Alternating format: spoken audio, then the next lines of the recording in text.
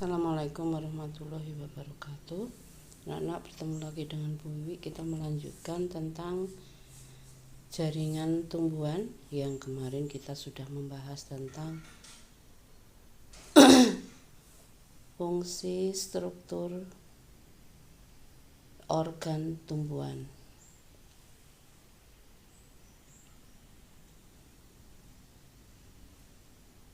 Anak-anak, jaringan meristem adalah jaringan yang terus-menerus membelah. Berdasarkan asal-usulnya, jaringan meristem dikelompokkan menjadi dua, yaitu jaringan meristem primer dan sekunder.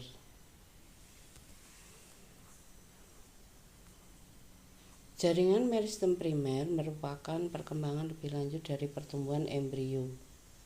Contoh jaringan meristem primer adalah ujung batang dan ujung akar. Nah, pertumbuhan dari jaringan meristem disebut pertumbuhan primer yang mengakibatkan atau aktivitasnya menyebabkan batang dan akar bertambah panjang. Nah, meristem yang terdapat di ujung batang dan ujung akar disebut meristem apikal.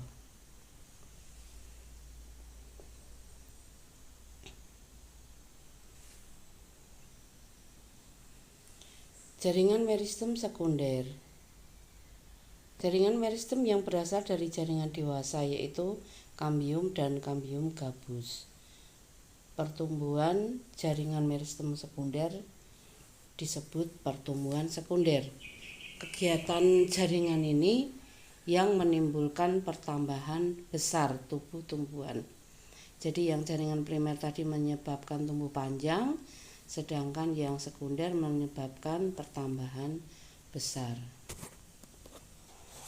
Berdasarkan posisi dalam tubuh tumbuhan, meristem dibedakan menjadi tiga, yaitu meristem apikal, kemudian meristem interkalar, kemudian meristem lateral. Keterangannya masing-masing sudah ada di slide. Kita lanjutkan. Jaringan dewasa adalah jaringan yang sudah berhenti membelah. Nah, sifat-sifatnya tidak mempunyai aktivitas untuk memperbanyak diri. Ukurannya sudah relatif lebih besar. Memiliki vakuola yang besar. Kadang-kadang selnya sudah mati. Dinding sel telah mengalami penebalan dan terdapat ruang antar sel. Menurut asal meristemnya, jaringan dewasa dibedakan atas jaringan primer dan jaringan sekunder. Jaringan primer berasal dari meristem primer, sedangkan jaringan sekunder berasal dari meristem sekunder. Adapun jaringan dewasa penyusun organ tumbuhan tingkat tinggi antara lain epidermis, parenkim, kolenkim, dan sklerenkim, floem, dan xilem, serta jaringan sekretoris. Meristem apikal, sekali lagi anak-anak, terdapat di bagian ujung akar, merupakan titik awal pertumbuhan. Pembelahan meristem apikal membentuk daerah pemanjangan, kemudian daerah diferensiasi, dan daerah diferensiasi nanti dibagi menjadi dua, yaitu pendewasaan jaringan primer dan jaringan primer yang sudah dewasa. Setelah itu terjadi pertumbuhan jaringan sekunder. Kemudian kita mengenal kaliptra, merupakan tudung akar atau bagian yang menutupi meristem apikal. Kaliptra berfungsi sebagai sarung pelindung akar. Tudung akar berasal dari meristem apikal dan terdiri dari sel-sel parenkim. Sel-sel di permukaannya terus-menerus lepas secara berkesambungan dan sel di bawahnya menjadi berlendir. Sel balut terbentuk pada tunggung akar bagian dalam dari meristem apikal. Ini anak-anak bisa lihat tudung akarnya.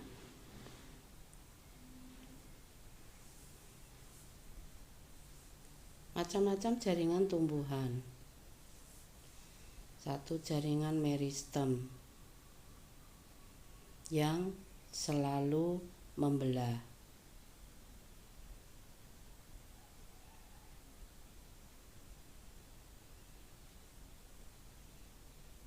Ciri-ciri jaringan meristem.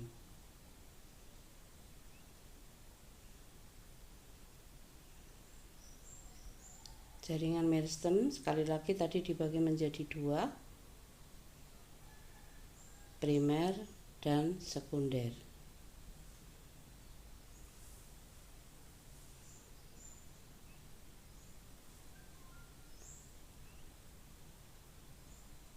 Meristem primer menyebabkan pertumbuhan primer. Jaringan yang terbentuk disebut jaringan primer. Meristem sekunder berasal dari jaringan dewasa yang telah mengadakan diferensiasi dan berubah sifat menjadi meristem. Contohnya kambium dan kambium gabus. Meristem sekunder akan menyebabkan pertumbuhan sekunder. Pertumbuhan sekunder yaitu tadi menjadi lebih besar. Jaringan yang terbentuk dari meristem sekunder disebut jaringan sekunder. Kambium menghasilkan xilem dan floem, kambium gabus akan menghasilkan gabus. Jaringan dewasa merupakan jaringan yang terbentuk dari hasil diferensiasi dan spesialisasi dari sel-sel pembelahan jaringan meristem. Ciri khasnya telah mengalami diferensiasi. Umumnya tidak membelah lagi, bentuk permanen, rongga sel besar, dinding sel sudah mengalami penebalan. Anak-anak bisa lihat pada layar gambar contoh dari jaringan dewasa, baik itu secara melintang maupun secara membujur.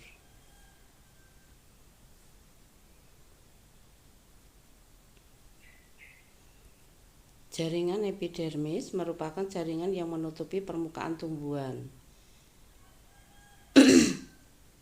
Cirinya bentuk seperti balok tersusun berlapis, tunggal rapat, tidak ada ruang antar sel, tidak memiliki klorofil, modifikasi sesuai dengan letak dan fungsi. Nah, itu kita bisa lihat pada epidermis. Dan stomata itu terdapat pada epidermis.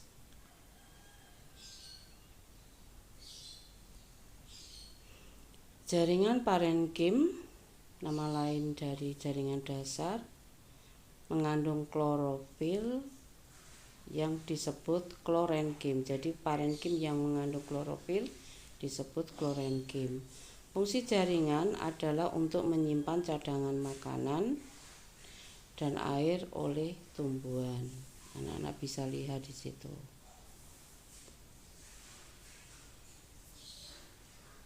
Saya lanjutkan.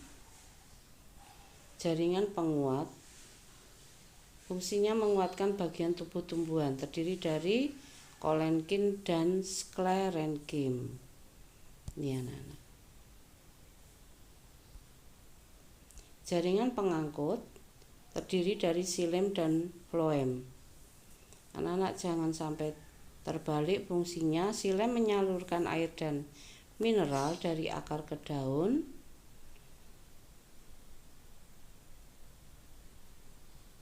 Bisa kita lihat anak-anak.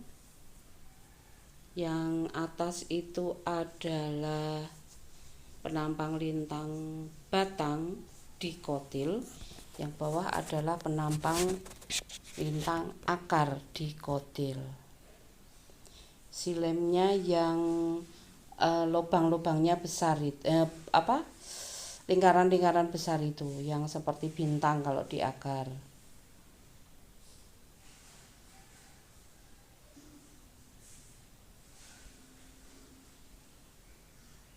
Kalau floem fungsinya sebagai penyalur zat makanan hasil fotosintesis. Nah, kalau tadi ditunjukkan untuk batang dikotil dan akar dikotil, nah sekarang itu adalah batang monokotil. Dari contohnya itu dari jagung. Nah, anak-anak bisa lihat di situ diperbesar, berkasnya menyebar. Nah, itu yang besar-besar itu adalah silemnya.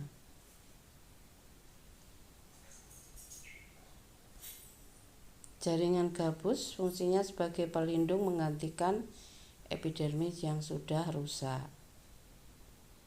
Dibentuk oleh kambium gabus atau velogen. Velogen akan membentuk film keluar dan veloderm ke dalam.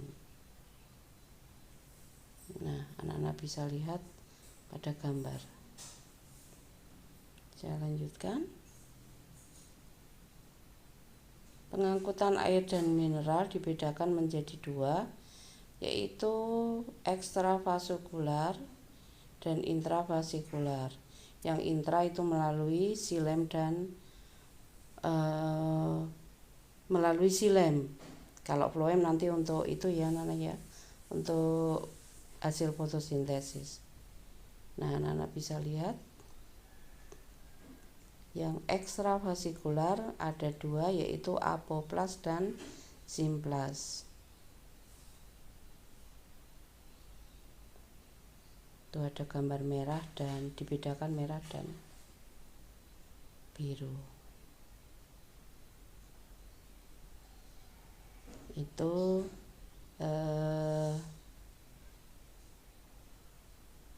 masuknya air pada akar.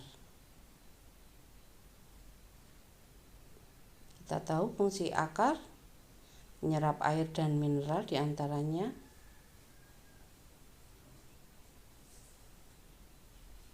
penampang dari akar melintang dan membujur.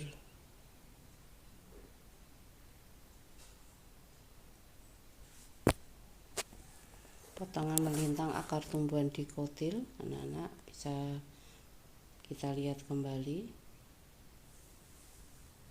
Nah, itu bagian yang berwarna biru yang lubangnya besar-besar itu adalah silem, kemudian floemnya yang kecil-kecil, kemudian yang kuning adalah perisikel, kemudian endodermis,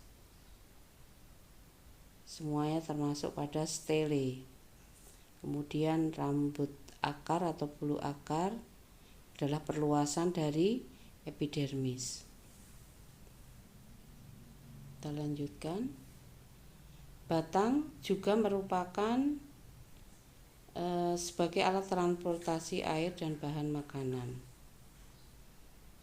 Batang tersusun atas 3 jaringan, epidermis, korteks, dan endodermis. Nah, anak-anak bisa kita bandingkan di sini penampang lintang dari batang tumbuhan monokotil dan dikotil untuk berkas pembuluh angkutnya. Jadi kalau untuk monokotil menyebar, kalau dikotil teratur seperti itu. Jadi floem, kemudian kambium, yang di dalam itu silem, kemudian baru empulur. Saya ulang dari luar epidermis, korteks, kemudian berkas pembuluh, ada floem, kambium, silem, kemudian ada empulur, di mana kambium itu yang dapat memperbesar batang. Ini anak perbedaannya.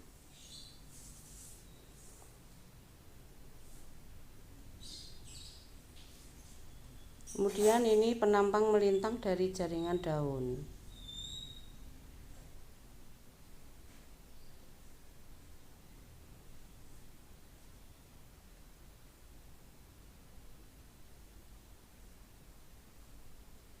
Fungsi daripada batang diantaranya sebagai alat transportasi, yaitu untuk menyalurkan atau dari sarana lintasan air dan mineral dan makanan. Kalau air dari akar ke daun, kalau nanti makanan berarti dari daun ke seluruh bagian tumbuhan. Ini lebih jelas anak-anak, meristem apikal terletak pada ujung batang, kemudian bagian-bagiannya batang dikotil. Anak-anak bisa lihat sekarang. Berkas pengangkutan teratur melingkar. Batang monokotil ini tersebar.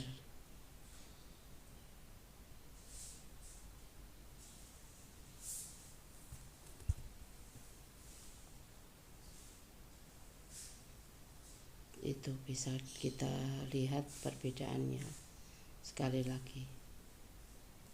Nih, kita lihat anak-anak bisa lebih jelas juga saya kira perbedaan dikotil dan monokotil. Kemudian daun. Daun merupakan bagian tumbuhan yang berbentuk lembaran pipih berwarna hijau, berfungsi sebagai tempat pembuatan makanan. Nah, anak-anak bisa lihat yang mengandung banyak klorofil itu di bagian kloroplas, yaitu pada palisade atau jaringan tiang. Sedangkan pada jaringan spongi atau bunga karang di situ ada tapi sedikit untuk klorofilnya, maaf. Nah, itu bisa dilihat xilem dan floemnya. Epidermis ada atas dan bawah. Tumbuhan ada yang stomatanya ada di atas, ada yang di bawah. Pada umumnya di bawah, yang di atas itu pada tumbuhan air biasanya. Sekali lagi anak-anak, stomata bertempat atau ada di bagian epidermis. Anak-anak bisa lihat struktur dan anatomi daun. Kita lanjutkan. Anak-anak, sekian materi tentang jaringan tumbuhan. Selamat mengerjakan soal. Semoga mendapatkan hasil yang memuaskan. Sekian. Assalamualaikum warahmatullahi wabarakatuh.